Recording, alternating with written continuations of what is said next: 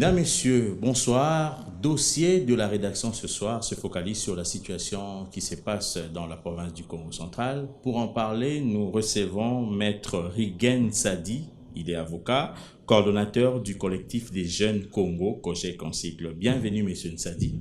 Merci beaucoup, M. Alain. Nsadi veut dire quoi? Nsadi veut dire travailleur. C'est en Kikongo. En Kikongo, pur. Raison pour laquelle vous avez créé le collectif des jeunes Congo. C'est pour quel objectif? Le collectif de jeunes Congo a été créé en 2018 parce que c'est venu d'un constat. On a remarqué que beaucoup de politiques commençaient à utiliser cette couche sociale qui est la jeunesse comme une main-d'œuvre à bas prix. Et vous savez, malgré ça, ils ne sont pas dans la promotion de la jeunesse et dans leur encadrement. Nous, on s'est dit, il faut recréer un leadership nouveau, mais qui sera maintenant basé sur l'éthique, sur le valeur Congo et aussi sur la vision de servir réellement la communauté par des idées nouvelles. Donc, vous avez combien d'adhérents aujourd'hui? Bon, en tout cas, on en a plusieurs. On a plusieurs et on a aussi plusieurs cellules, vous savez. On a plusieurs cellules éparpillées au travers de la province. Donc, je crois qu'on peut être dans le 1000. Je ne maîtrise même pas les chiffres parce qu'il y a parfois des chefs de section qui ont plus d'adhérents que je... Vous êtes que vous voulez baser le nouveau leadership sur les valeurs, oui. Mais est-ce que ce qui se passe aujourd'hui dans le Congo central, comment vous le trouvez? Est-ce que vous êtes satisfait, vous êtes content de tout ce qui se passe dans cette province? En tout cas, M. Alain, je vous dis pour ma part et pour la part de la jeunesse que moi j'encadre, on est particulièrement très déçus de voir à quel point le Bas-Congo passe maintenant leur temps à s'entre-déchirer. Malheureusement, pas pour les intérêts de la communauté, mais d'abord pour les intérêts des individus et des commanditaires. Et là, c'est triste et c'est avilissant même. Le commanditaire, le premier commanditaire, selon une certaine opinion, c'est le gouverneur, Atou Matubwana. Bon, vous savez, la vérité est têtue. Vous savez, cette histoire, depuis que ça a commencé, nous sommes quand même parmi les rares privilégiés à connaître quand même de l'intérieur parce qu'on est à chaque fois avec ces gens-là pour savoir qu'est-ce qui se passe réellement. Il y a eu beaucoup de désinformation et il y a eu beaucoup d'intoxication. Qu'est-ce qui se passe réellement? Ce qui se passe réellement, c'est d'abord, si vous voulez parler de la fameuse affaire, c'est une affaire d'abord passée, mais c'est une affaire où le gouverneur, malheureusement du Congo central, n'a été que victime expiatoire. Expiatoire pourquoi? Parce que le gouverneur, dès le départ, même pour son avènement au pouvoir, il a été combattu. Et à son avènement au pouvoir, il a continué à être combattu.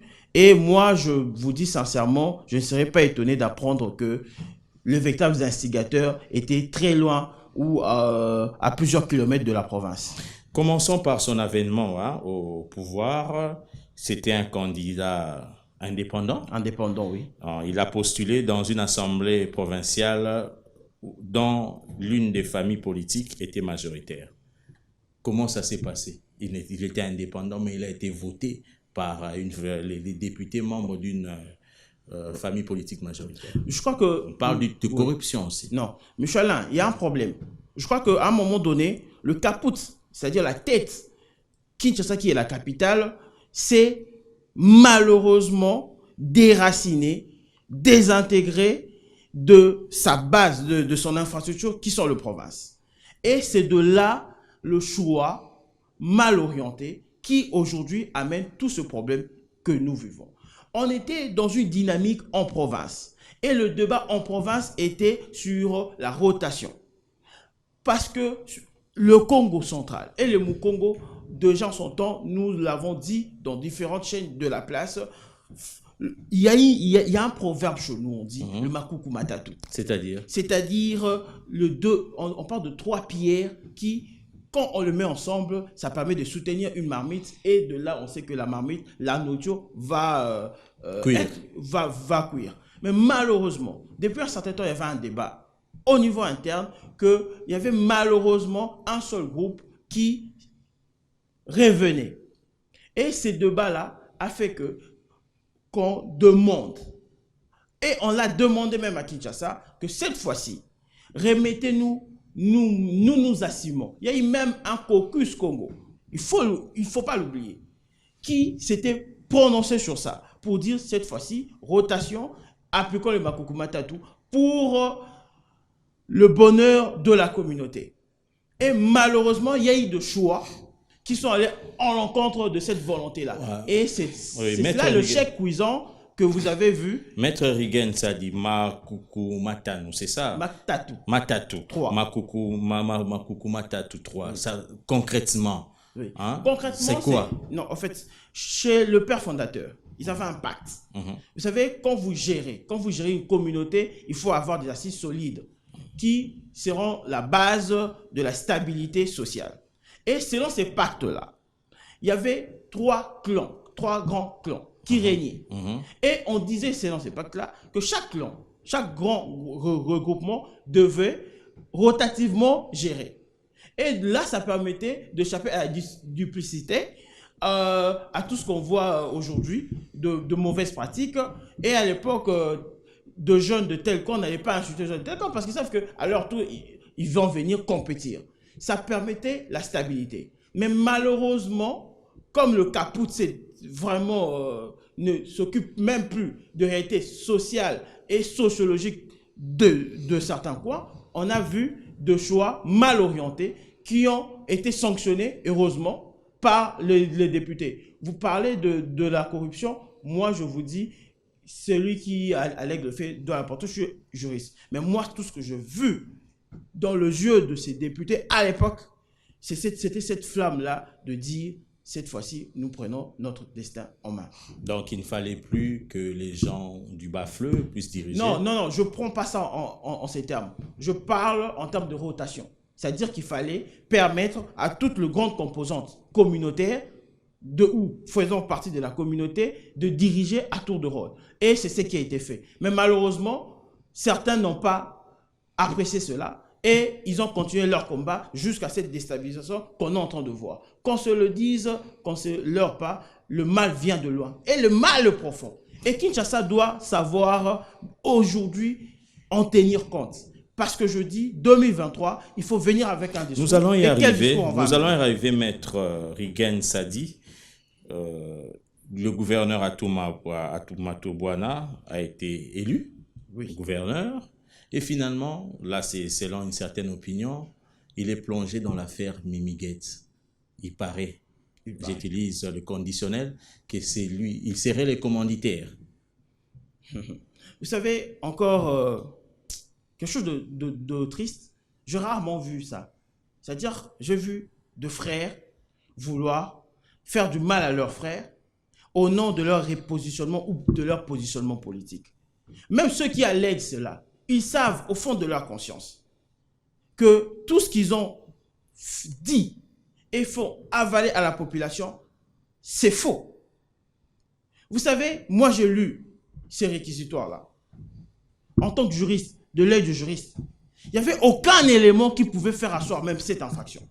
Parce que le but, ce n'était pas la personne du gouverneur Atoumata Bouana, mais le but, c'était le poste. Et le but demeure le poste. Parce que vous avez vu, l'affaire Mimiguet est largement dépassée. Le réquisitoire avait été rejeté par l'Assemblée provinciale. Mais on a vu certaines personnalités de la province continuer à aller dans différentes officines de Kinshasa, ici, pour dire, voilà, qu'ils ne rentrent pas. Et on a voulu amener même l'État à prendre des décisions illégales. Parce que, au nom de quoi? De leur vengeance et de leur haine interne. Mais vous êtes un Congo et vous savez ce que c'est mœurs dans votre province. Est-ce qu'on ne voit pas que c'était un problème de mœurs? Il fallait soigner l'image de la province du Congo. Moi, je suis d'abord au Congo. Je sais d'abord chez nous, au Congo, on dit une affaire qu'on dit de mœurs ou une affaire sale. Ça ne s'expose pas. Vous savez, le Bas-Congo était souvent qualifié de gens qui parlent toujours à côté. Là. Vous savez pourquoi ils parlent à côté? Parce qu'ils se disent il ne faut pas déranger la communauté. Quand il y a un problème, il faut le résoudre à côté. C'est comme ça qu'il y avait des arbres à palabres et tout ça. Aujourd'hui, je suis étonné de voir deux gens, et parfois haut placés au niveau de la République, et même au niveau surtout de certains députés nationaux venir nous rabattre les oreilles. Chaque jour, nous parlons de choses qui eux-mêmes disent sales. Qui est sale dans tout ça? L'affaire de scandale sexuel. Je vous dis, moi je suis convaincu que le gouverneur de province Atou Matoubana n'y est pour rien. Parce que le réquisitoire lui-même n'arrivait, je suis sûr, je sais de quoi je parle. Le réquisitoire lui-même n'arrivait même pas à démontrer ça. On dit attentat aux bonnes mœurs, c'est-à-dire par la diffusion. Donc c'est-à-dire le procureur en ce moment-là, je ne peux pas contester son réquisitoire, mais j'analyse, je réfléchis en intellectuel. Il disait que c'est le gouverneur qui aurait acheté de mégas, par exemple, pour diffuser ça. Vous ne voyez pas que même l'accusation n'est même pas tenue. Ça aurait été un procès, je vous dis, uniquement politique, et le but de la manœuvre, c'était pas la personne, mais c'était le poste du gouverneur. Et voilà pourquoi vous voyez, jusqu'aujourd'hui, on en est toujours là. Parce que c'est toujours ces postes-là qu'on envie. Mais pourquoi on l'envie? Moi, je crois que si on respecte le Makuku Matatu, si on respecte le principe que ceux qui ne sont pas encore aux affaires ou qui ne sont plus aux affaires, qui se tiennent, qui prennent leur retraite dorée. Pour les autres ils ont déjà de postes, qui continuent à œuvrer d'abord dans leur poste. Et au moment opportun, ils vont venir compétir en 2023. Et non amener toute une province dans une bassesse, dans des incuries, seulement parce qu'on estime que, voilà, nous aussi, on veut avoir notre part. Et si le gouverneur Atou Matoubana n'est impliqué ni de loin ni de près dans ces dossiers, mais vous avez parlé du réquisitoire du procureur. Est-ce que vous trouvez que le procureur est insensé pour faire ces réquisitoires? Donc, il y a des éléments. Je rappelle encore, je suis avocat, ce n'est pas à moi d'analyser les décisions de justice. Je ne sais pas ce qui a peut-être milité dans cela, mais je sais que depuis le début de cette histoire, c'est une affaire éminemment politique et politisée. Et j'espère que, comme disait La Fontaine, que le droit ne s'est pas envolé ou n'est pas sorti par la fenêtre. Donc c'est plus politique. Qui tire les ficelles alors? Bon, vous savez, au début, quand on parlait des tireurs de ficelles, les gens nous prenaient pour, je sais pas, des gens qui fabulaient. Mais aujourd'hui, de plus en plus, les acteurs commencent à sortir. On commence à voir toute une tête d'une grande institution aller se compromettre, aller mettre en péril l'union d'une communauté, aller mettre en péril, aller même à saboter le propre règlement de leur propre assemblée, aller même enfreindre les lois de la République. Quand on voit certains de nos honorables députés, surtout nationaux, s'évertuer à passer dans le chaîne de médias à parler du mal, à insulter leur frère qui est Atou Matoubana, à par là plonger toute une province ou soumettre toute une province à l'opprobre, parce que l'opprobre, ce n'est pas l'affaire Mimiguette. L'opprobre, c'est ceux-là qui passent chaque jour à la télé, insultant, disant ceci, et fabulant, donnant de fausses accusations. Vous savez, c'est grave ce qui se passe. Mais vous ne trouvez pas que... Est-ce que ce sera difficile de diriger si on n'a pas la bénédiction de l'Assemblée provinciale? Non. Le problème n'est pas l'Assemblée provinciale. Parce que l'Assemblée provinciale a déchu le gouvernement Atou. Ah ouais. Il règne... Revenons. Le problème, ce n'est pas l'Assemblée provinciale. Le problème, ce n'est pas l'Assemblée provinciale. L'Assemblée provinciale, c'est une institution de la République, de la province. C'est une institution de la province qui travaille selon... le règlement intérieur, qui respecte les lois de la République. Elle est différente des individus, des groupes d'individus qui, de manière isolée, mus par une volonté ou une haine sidérale, je ne sais pas comment appeler ça, de nuire au nom, je ne sais pas de quels intérêts, promis par qui, ou pourvu par qui, mais ce qui est vrai, c'est qu'il y a une cohorte qui met à mal l'unité de la province, qui nuit à l'image même de la province, juste parce qu'ils ont de comptes à rendre au nom de leurs commanditaires. C'est ça ce qui est le problème. Alors j'aimerais qu'on parle vraiment de ce qui s'est passé à l'Assemblée provinciale. Qu'est-ce qui s'est passé à l'Assemblée provinciale ce jour-là? Oui. Parce qu'il y a eu d'abord bagarre le jour de l'examen de la motion. On accuse même le gouverneur d'avoir envoyé ses policiers, tout ça, ses gardes du corps pour attaquer, pour déstabiliser l'Assemblée provinciale, la plénière. Monsieur, Monsieur Alain, vous savez, on ne gouverne pas sur base du mensonge. Vous savez, les mensonges vous rattrapent toujours. Et moi, quand je parle, je suis à l'aise. Même ma conscience est à l'aise. Parce que je sais que ce que je dis est vérifiable. Vous avez des rapports, parce que moi, avant de parler, j'ai compulsé les rapports. J'ai lu les rapports officiels. J'ai lu les rapports. Et en tant que jeune engagé, en tant que ceux qui se battent pour un nouveau leadership, on était là ce jour-là. On était là à l'Assemblée provinciale. On a vu ce qui s'est passé de nos propres yeux. Qu'est-ce qui s'est passé? Il s'est passé ceci. D'abord, parlons du contour, avant l'Assemblée. Avant la plénière. Avant la plénière. Tout commence avec le réquisitoire. Le rejet du réquisitoire a malheureusement mis à mal certains plans. Certains caciques étaient très énervés, étaient très étonnés même de voir que leur plan savamment conçu n'a pas marché. On a vu certains animateurs de l'institution Assemblée provinciale passer dans différents officiers de Kinshasa pour dire, voilà, qu'ils ne reviennent pas. Mais la loi était là. Il n'y a pas de poursuite. Que voulez-vous? Non, non, non, on demande une décision politique. Donc, on dit, mais la légalité, non, pas, on ne veut pas de la légalité. C'est grave de voir même des honorables députés nationaux et provinciaux, aussi haut placés comme ça, parler de l'anarchie, ou préférer l'anarchie à la place de la légalité. Ok. Mais contre leur gré, contre leur volonté, parce que vous savez, ils sont à quelques jours, ils avaient fait quelque chose de monstrueux, où il y avait un intérimaire, ils ont fabriqué une motion de procédure, je ne sais pas comment ils avaient appelé ça, pour demander à l'intérimaire, qui a un temps limité, de remanier le gouvernement, de tout faire. Vous voyez la monstruosité. Cette illégalité-là, ils ne le soulèvent pas. Qui vient nous le dire, qui passe à la tête, qui se justifie. Qui nous dit sur base de quel texte ils avaient fait ça. Vous voyez déjà le mal profond. Ils ont été surpris par le retour, parce que le gouvernement Atouma n'a pas été réhabilité. Même le vice-premier ministre de l'Intérieur l'a si bien dit. Parce qu'on réhabilite quelqu'un qui était sanctionné. Il n'avait pas été sanctionné. Il avait été plutôt appelé pour consultation. Et après la consultation, il y a eu un autre communiqué officiel lui demandant, avec son vice, de regagner et se mettre à disposition de l'Assemblée provinciale. C'est ce qu'il a fait.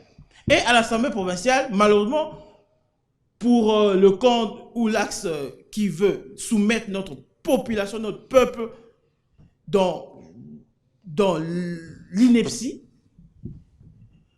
malheureusement, ce camp-là a échoué. Le député provincial en dit non. Il était remis à la disposition de l'Assemblée provinciale qui l'a destitué par la suite. Non. Ça, c'est maintenant la fausse intention qu'ils veulent faire. Il a été mis à la disposition de l'Assemblée provinciale pour vider. J'ai bien lu le message phonique. Pour vider la procédure. Quelle procédure? La procédure judiciaire entamée, c'est-à-dire le réquisitoire. Avec le vote du réquisitoire, plus rien n'était à l'ordre du jour. Pour moi, d'ailleurs, j'étais de ceux qui militaient pour qu'ils reviennent directement aux affaires, parce que pour moi, il n'a jamais été suspendu. Mais heureusement, les choses se sont passées comme ça pour mettre aussi à nu certains acteurs qui se cachaient derrière beaucoup de contours et de phrases, mais qui en réalité étaient considéré le véritable pion de l'axe du mal dans notre province. Alors, le gouverneur revient directement, alors qu'ils avaient échoué à faire revenir le réquisitoire, parce qu'ils voulaient un deuxième réquisitoire. Ils ont pris le même fait du réquisitoire, ils ont mis ça en motion, et ils ont déposé ça au niveau de l'Assemblée provinciale le 30 août.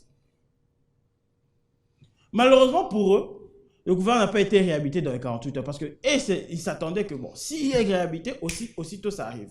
Dans les 48 heures de leur motion de passer, la motion était devenue caduque. Mais qu'est-ce qu'ils font? Dès que le gouverneur est réhabilité, au mois de décembre, non, c'était novembre, ils viennent avec une motion caduque de 3 mois et c'est l'autorité suprême de cette institution. Ce n'est pas l'autorité suprême parce que l'autorité suprême, c'est le numéro 1 de l'institution. Le numéro 1 du bureau de l'Assemblée provinciale, qui est en fait, en termes de hiérarchie, qui est le deuxième organe, en fait. Je parle sur base de texte. La tête du bureau va, alors que d'abord contre lui, il pesait plusieurs motions. Parce que, n'oubliez pas, rappelez-vous. Ce n'est pas un problème si... Non. Vous savez que l'Assemblée provinciale avait été paralysée pendant un temps. Plus de 2 mois sans plénière, alors que la loi ne le veut pas. Plus de 2 mois sans réunion du bureau, alors que la loi dit qu'il faut qu'il y ait réunion du bureau au moins une fois la semaine. Au moins une fois la semaine. Plus de 2 mois. Alors, et avec une gestion qualifiée d'opaque, je ne sais pas, moi je ne suis pas de cet organe. Alors, ces motions-là, à chaque fois que les députés ont essayé d'aligner ça, un droit de veto. Il s'en est opposé. Mais curieusement, ce jour-là, c'est le premier à arriver même une motion caduque. C'est comme ça que les autres membres du bureau ont dit, non, voilà. Ils ont écrit au gouverneur, j'ai vu des correspondances même sur les réseaux sociaux, ils ont écrit pour dénoncer cet état de choses et demander qu'il y ait une réunion au préalable parce qu'un ordre du jour doit être débattu au niveau du bureau. C'est l'article 28 du règlement qui le dit. Mais malheureusement, le président est passé outre et curieusement, ce jour-là, le gouverneur lui vient quand même. Malgré qu'il a reçu plusieurs correspondances, je disais même ne vient plus parce qu'on a vu qu'il y a quelque chose, il y a anguille sur roche, on ne comprend pas comment le président peut commencer à passer outre notre propre règlement dont il est censé, l'article 30 de ce même règlement, lui demande de veiller à son respect. Et il commence à piétiner sur ça. C'était gravissime. Mais le gouverneur de province s'est déplacé ce jour-là. Alors qu'on est aussi lors d'une session budgétaire. Uniquement budgétaire, il fallait voter le budget de la province. D'ailleurs, on a mis ça à l'ordre du jour. Mais on a insidieusement placé aussi la motion contre le gouverneur. Ok, il n'y a pas de problème, le gouverneur arrive. Et nous, on l'a vu arriver. Si je comprends bien, la plénière de ce jour-là avait 2 matières à l'ordre du jour. Non, il y avait plusieurs matières à l'ordre du jour. Il y avait au moins 5. Entre autres, d'abord l'examen du budget, et puis la motion. Et il y avait la motion, et sous pression de certains membres du bureau, le président, malheureusement Jupiter, a décidé encore sans son bureau et malicieusement a inséré une motion contre lui-même, mais à analyser à la fin. Donc vous voyez déjà que le plan était... Et si je comprends bien, selon l'ordre des matières, donc, juste après l'examen du budget, adoption, on allait évincer ou laisser en fonction le gouverneur qui a défendu. Oui. Non, je comprends qu'il y avait un plan. Le problème, c'est que, mon cher, il y avait un plan. Quand il y a un plan, c'est-à-dire, je comprends votre lapsus est révélateur. Évincer, parce que c'était un plan. On a vu certains députés provinciaux... Je crois qu'il y a des choses qu'on ne peut même pas dire à la télé, rien que par considération. Mais on connaît les scénarios, malheureusement. Mais c'est le même règlement intérieur qui stipule qu'au cas où le bureau peut déplacer le siège, au cas où il y a un problème qui se pose. Revenons d'abord. Le gouverneur de province s'est trouvé dans la salle, parce qu'on l'a vu. On l'a vu entrer. Il y a eu l'intervention parce que au début d'une plénière, c'est le rapporteur qui lit l'ordre du jour et qui parle de l'État. Le rapporteur, en lisant, fait état de plusieurs irrégularités enregistrées et demande au président, il dit, je ne vois pas comment on va procéder. Parce que le travail technique pour se réunir, c'est le rapporteur qui le fait. Mais même lui, il a été pris de court. Il dit, il soulève autant d'irrégularités, je crois qu'il y avait plus de 10, et il dit, s'appuyant sur les textes, qu'on ne peut pas procéder, que cette plénière est irrégulièrement convoquée. Malheureusement, alors que même l'honorable Jean-Claude Vemba, vous voyez, de sa trompe comme ça, quelqu'un de cette trompe-là vient essayer de départager. Il soulève une motion et demande au bureau, il dit voilà, puisque vous ne vous attendez pas sur l'ordre du jour, puisqu'il y a des irrégularités soulevées, donnez-vous un temps de réflexion ensemble aller parler en aparté pour nous revenir et nous dire ce qu'on doit faire. S'il faut ajourner la plénière ou qu'est-ce qu'il faut. Curieusement, non, niet. À un passage en force, on a essayé, malheureusement, la tête de cette institution a essayé un passage en force. Droit de veto. Droit de veto n'existe pas. On est légaliste ou on ne l'est pas. On est légaliste ou on ne l'est pas. Malheureusement, ça a énervé certains députés provinciaux. Et nous, on a les images et on a vu, quand on vous dit ce sont les éléments, on a vu une garde, un des éléments de la garde rapprochée de cette même personnalité, venir tirer, je crois que c'était 2 ou 3 coups de balle réels au sein de l'hémicycle. Parce que peut-être que son chef était en danger. Lisez le règlement. C'est ce que... Et puis, curieusement, l'élément était cagoulé. Je vous rappelle. Il y a des images. L'élément était cagoulé. Et il y a des rapports conséquents à ce sujet. L'élément était cagoulé. Je vous dis que la vérité. Si c'est le contraire, qu'on vienne ici, qu'on vous amène d'autres... Finalement, il y a eu... La quiétude a été perturbée. Et le règlement intérieur le stipule aussi. On peut faire déplacer la plénière. Ok. On y va. D'abord, devant ces faits-là, le patron de la territoriale, le vice-premier ministre, ministre de l'Intérieur, aussitôt informé par ses services, parce que le service de la République fonctionne. Ensuite, séance tenante, qu'on arrête tout et a appelé en consultation et le gouverneur, et le président, et ses membres du bureau. Il y a un message officiel, dûment signé. Moi, je l'ai lu et ça circule sur les réseaux sociaux. À l'instant même, nous, on suivait sur les réseaux sociaux, ça circulait déjà. Je ne sais pas comment les gens s'en sont procurés. Il y a eu ces messages officiels-là. Mais malheureusement, la tête n'a pas voulu céder. Et devant l'assistance de certains députés, il a suspendu la plénière pendant 5 minutes. Parole. Vous pouvez même suivre, je suivis aussi la déclaration des députés provinciaux qui se trouvaient encore à l'Assemblée ce jour-là, alors qu'il y avait une autre plénière, prétendue plénière qui s'est déroulée dans une maison de passe ou dans un hôtel de la ville. Il a suspendu la plénière pendant 5 minutes. Curieusement, les autres étaient toujours dans la salle. Comme il y a d'autres sorties, je ne sais pas par où, mais en tout cas, on n'a pas vu le président jusque le lendemain matin, jusqu'aujourd'hui. Jusqu'aujourd'hui, on ne le voit pas à l'Assemblée, c'est-à-dire là où doit se tenir le plénière. Alors vous me dites, on a délocalisé. L'article 5 du règlement intérieur de l'Assemblée provinciale parle, oui, évidemment, en cas de circonstances exceptionnelles. Il parle, cet article dit qu'on peut délocaliser les activités. Mais sur base de quoi? Sur base de la décision du bureau. Aujourd'hui, qu'on nous présente la décision du bureau qui avait délocalisé cette plénière. Vous voyez? Donc, on a voulu jouer au plus malin. On a pris, entre-temps, alors qu'on était en train de siéger quelque part, et on a informé un nombre précis, parce qu'on ne voulait pas que les autres soient là. On a informé un nombre précis, on est allé, et on a fait le malin en prenant un communiqué à diffuser à la télé 2 heures après. Et c'est ça le valeur, parce qu'aujourd'hui, on me parle de valeur. De gens passent à longueur de journée, canarder, trahir l'image de toute une province. Moi, je vous dis, moi, j'aime cette province. Quand les gens, parce que manipulés, viennent ici pour me parler de valeurs, ça, ce sont des valeurs. Mais entre-temps, pendant ces temps, tout est bloqué.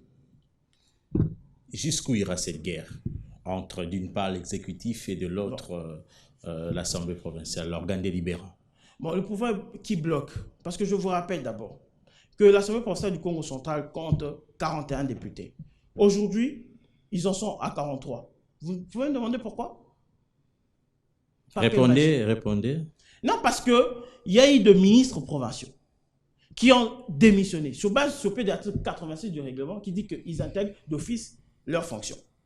Mais aujourd'hui, leurs suppléants continuent à siéger. Et toutes les décisions qui sont prises avec ces suppléants-là. Vous voyez, on est dans quoi? Et on me parle encore de valeurs. Qui me parle de valeurs? Quelles sont ces valeurs qui consacrent de fausseté, de la malhonnêteté? Non. Jusque-là, c'est la population qui en pâtit. Malheureusement. Malheureusement. La solution, c'est quoi? Est-ce le gouverneur, par rapport à ce climat, est-ce que c'est le gouverneur qui doit démissionner ou quoi? Bon, le gouverneur démissionné, pourquoi? Vous savez, quand... Pour l'intérêt de la population, parce qu'apparemment, c'est lui le problème. Non, ce n'est pas le gouverneur le problème. C'est ce qu'on veut faire croire aux gens. C'est ce qui passe en longueur de journée. Parce que manipuler et utiliser dans ce sens-là, ils veulent montrer. Le problème du Congo central, aujourd'hui, le Congo central subit de plein fouet certaines batailles au niveau politique national. Quand je parle du caput, c'est toujours la tête ici. C'est Kinshasa qui fait mal à la province. Ces batailles politiques entre regroupements qu'on est en train de nous transposer sous la bénédiction de certains fils Congo, avis de positionnement, parce qu'ils doivent eux aussi se positionner maintenant en fidèles lieutenants. Parce qu'eux-mêmes, ils veulent avoir aussi avoir un portefeuille à diriger en province. Mais c'est pas comme ça. L'État, ça ne fonctionne pas comme ça. L'État, ça fonctionne sur base de principes. Le gouvernement de province a été élu pour un mandat de 5 ans et ça prendra fin en 2023. Si eux estiment vraiment que Atumatu Bouana s'appire de personnes, qu'avec lui, il n'y aura pas de développement, qui viennent sur base d'éléments probants, qui viennent... Il est toujours du PPRD, avant que je me trompe, le gouverneur. Je n'ai pas vu de message contraire.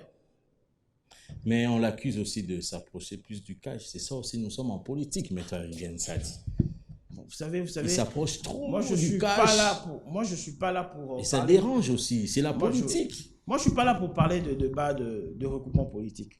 Moi, je pense province. Je pense intérêt de la communauté. Et je pense l'image, la mauvaise image qu'on veut donner de nous. Quelqu'un m'a dit hier, on parlait de cette affaire, il me dit, ah, et pourtant vous étiez la province pilote. Moi, je me suis mis à réfléchir. Est-ce qu'on n'est plus la province pilote? Moi, je crois que si. Le Congo central aujourd'hui, en tant que province contributive au budget, se place, je crois, entre la deuxième et la troisième position. Est-ce qu'on n'est pas pilote? On est pilote. Mais les gens veulent vendre une mauvaise image. Moi, j'aime B1. B1, comme Madame Hélène aime le dire, veut vendre la bonne image du pays. À un moment donné, quand ces gens-là viennent dans deux chaînes respectives, il faut les amener à dire, mais quelle image vous voulez vendre? Vous savez, un père qui passe son temps à dire, mon fils est mauvais, mon fils est mauvais. C'est la bonne image qu'il vend de sa maison. Il ne sait pas que ça déteint sur lui-même. Aujourd'hui, les gens sont prêts, parce qu'ils ne veulent pas de la personne de Atumatu Bouana, à saluer toute une province, à cracher sur nos valeurs, à cracher sur tout le monde. Parce que pour eux, tant que ce n'est pas eux qui sont au pouvoir, alors tout peut être gâché. Et le jour, ça sera eux, on dira que tout est beau. La province est encore pilote. Le Congo central va bien. Le problème qui est là, qu'il faut une prise en charge politique de ce qui se passe maintenant. Parce qu'on ne peut pas, comme ça, commencer à... Qu'est-ce que vous entendez par une prise qu'est-ce que vous avez d'ailleurs dit là? Une prise en charge politique. Une prise en charge politique. Qu'est-ce que vous entendez par ça? Bon, je crois que le politique... Parce que selon vous, c'est ça la solution. Bon, je crois que le politique savent ce qu'ils vont faire. Mais moi, je demande une prise en charge politique. Parce qu'aujourd'hui, il y a une institution, c'est même pas l'institution, il y a un groupe d'individus appartenant à une institution qui mettent à mal les lois de la République. Et je crois que la loi doit prévoir des bretelles dans ces cas-là pour ramener tout le monde à l'ordre. Parce que vous savez, aujourd'hui, la province a plus que besoin d'un élan nouveau pour son développement. Le gouverneur Atumatu Bouana, à peine 3 mois, 4 mois, il connaît des problèmes. Et on ne veut pas qu'il travaille. À la fin, on va dire qu'il n'a pas de bilan.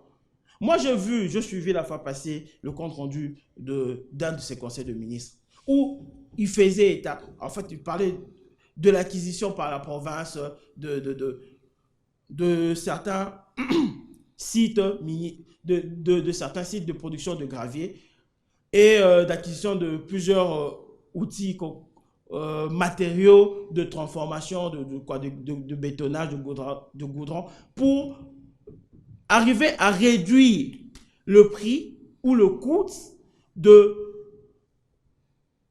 l'asphaltage de routes. Aujourd'hui, c'est un problème. Aujourd'hui, la plupart de nos routes ne sont plus routes, ne sont même plus carrossables. Vous imaginez. Et une grande partie de routes, même à intérêt national. C'est-à-dire qu'à un moment donné, on doit, ces députés nationaux, au lieu de passer leur temps à parler de choses futiles ou à se battre pour leur ventre, ils doivent amener le véritable problème de la population au niveau de Kinshasa pour demander nos routes. On a besoin de routes. Je suis allé à Luozi. Vous allez vous monter vers le nord. Il n'y a plus de routes. Vous savez, cette partie-là, on produit beaucoup. Moi, j'ai entendu le population de là dire: ah, si ça continue comme ça, nous tous, on va aller immigrer à Kimpese. À Kimpese, c'est-à-dire, c'est de l'autre rive, traverser le fleuve. Alors que, vous savez, il y a aussi un danger communautaire là, parce que ceux qui sont aussi à Kimpese vont voir, on est de plus en plus envahis. C'est-à-dire que, même quand vous résolvez un problème économique, vous résolvez un problème sécuritaire, vous avez plusieurs problèmes à la fois. Moi, je n'ai pas foi de le dire. Le problème du Congo central, on a beaucoup de problèmes intéressants, de problèmes qui peuvent changer la vie de nos populations. Mais aujourd'hui, un certain groupe de gens veulent nous faire croire que le problème ultime de cette province, pour son développement, c'est la tête du gouverneur Atou. On se moque de qui? Ou c'est la femme Miguel? Donc, je crois qu'ils jouent au sensationnel. Nous, on attend du concret. Il y a un nouveau gouvernement. Moi, je m'attendais que nos élus ou ceux qui sont de cette province, qui sont bien placés, qui se battent pour la province, pour que la province ait aussi à bénéficier de ce nouveau régime, à bénéficier en termes de projets, de réalisation de projets chez nous, en termes de l'électrification rurale. Il y a les défis sont énormes. La femme immigrée, on en a même déjà oublié. On a oublié c'était encore quoi. Mais le problème, le problème de nos populations, le problème de nos communautés, ça demeure.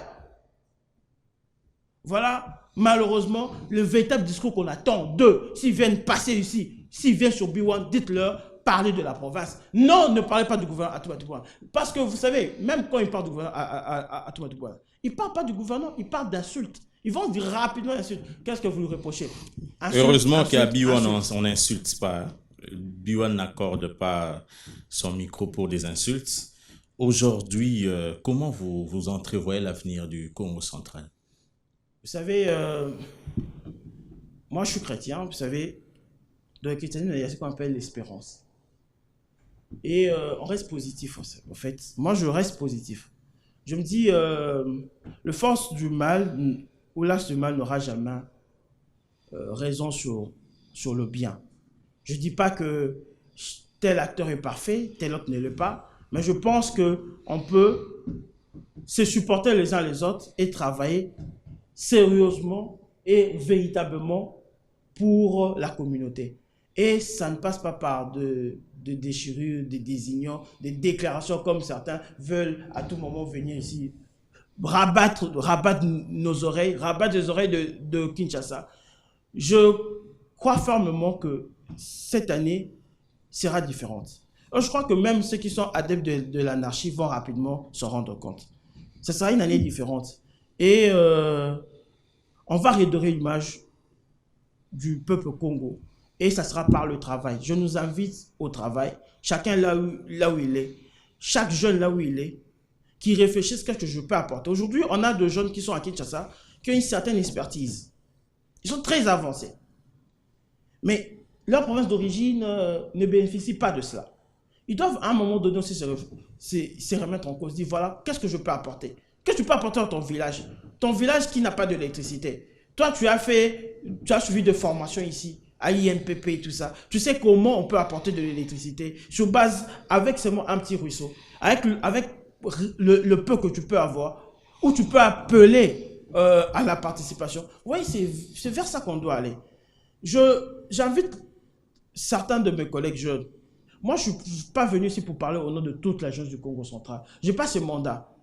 Je parle je ne presse que pour ma propre paroisse. Le jeune que je soutiens, le jeune que j'aide, le jeune que j'encadre, le jeune avec qui on évolue. Mais cette réflexion peut s'étendre à d'autres. Ceux qui sont encore positifs, vous savez, je me rappelle une fois le vieux Hérodia, parlant de la cause. Il disait qu'il y a 3 catégories de gens. Il dit, la première, tu lui expliques quelque chose. Il refuse de croire. Dis-toi que celui-là, c'est un ignorant. Il faut encore lui parler. Ça, c'est la deuxième catégorie. Tu lui expliques encore. Il refuse toujours de croire. Il dit, dis-toi que celui-là est de mauvaise foi. Mais continue encore. Tu lui expliques pour la 3e fois. Tu lui expliques encore, 3e catégorie. Tu lui expliques, il ne comprend toujours pas. Dis-toi que celui-là, c'est un insensé. Vous savez, parce que l'insensé ne comprend jamais. Parce qu'il a déjà des penchants, il ne peut plus comprendre. Moi, je parle à ceux qui peuvent encore comprendre. Puis ils peuvent comprendre que cette histoire ici, ça détériore l'image de notre province, ça abîme même, ça détruit nos lettres de noblesse et, in fine, ça ne profite même pas à la population. Ça ne profitera à personne. Monsieur Rigen Sadi, ce sera votre dernier mot. Oui, j'en appelle à l'unité et j'en appelle aussi à la cohésion. Et surtout le jeune, cessons d'être de marche-pied de certains politiques. Pensons par nous-mêmes. Par exemple, vous savez, bon, si je parle du COJEC, on est sur un projet. On nous parle, on est en train de trouver, il y a un conférence, pardon, il y a un atelier de formation, c'est même pas une conférence, mais un atelier de formation au niveau du Caire qui va parler de l'agriculture, du développement durable et tout ça. C'est-à-dire, on nous a demandé d'envoyer des gens. Vous voyez, vers ça qu'on doit aller. On se dit, si le COJEC envoie quelques-uns de ses membres, ceux-là vont aller prendre de l'intelligence là-bas, ils vont ramener ça et on va voir qu'est-ce qu'au niveau de la province on peut faire. C'est vers ça qu'on doit aller. Évitons, bon, c'est vrai que certains se battent, ils se disent, si mon vieux là se positionne, il peut me prendre. Mais ce n'est pas toujours le cas. Mais on va nuire à toute une communauté et à toute une province et ça ne bénéficie à personne. Avocat, coordonnateur du collectif des jeunes Congo COJEC, Monsieur Rigen Sadi, je vous remercie d'avoir répondu à notre invitation. Merci à vous pour l'invitation et merci à toute la population du Congo central qui me suit en ce moment. Et merci à B1 qui m'a appelé. Ça va, merci. Merci à vous également, chers téléspectateurs, d'avoir suivi ce dossier de la rédaction. Au revoir.